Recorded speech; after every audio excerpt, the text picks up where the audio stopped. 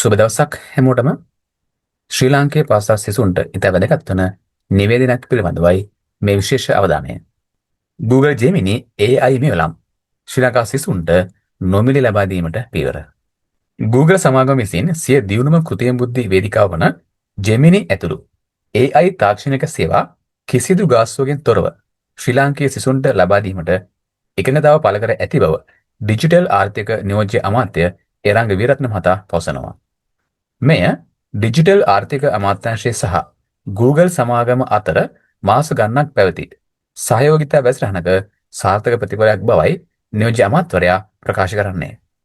මෙම නව වැඩසටහන මගින් දිවෙන පුරා සිසුන්ට අති නවීන කෘත්‍රිම බුද්ධි මෙවලම් ක්ලවුඩ් පරිගණක වේදිකා සහ ඩිජිටල් ඉගෙනුම් සම්පත් සඳහා නොමිලේ ප්‍රවේශය ලැබෙන ඇති බව ඔහු සඳහන් කළා.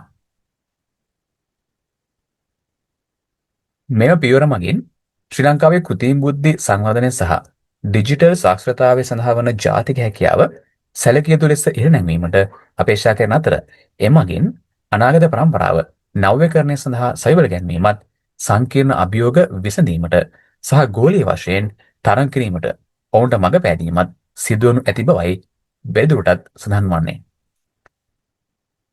මේ වැඩසටහන ක්‍රියාත්මක කිරීම ඉක්මනින්ම ආරම්භ කිරීමට අපේක්ෂා කරන අතර වැඩිදුර තොරතුරු අමාත්‍යාංශය මගින් ප්‍රකාශපත් කරනු ඇති බවයි වැඩිදුරටත් දැක්වෙන්නේ.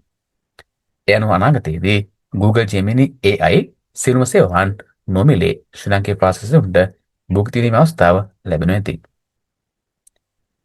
මේ නිවේදනය ඔබට වගේම තවත් අයෙකුට වැදගත් වේ හැකි. ඒ නිසා අපි මේ වීඩියෝ අනිවාර්යයෙන්ම ඔබ වෙත ෂෙයා කරමු.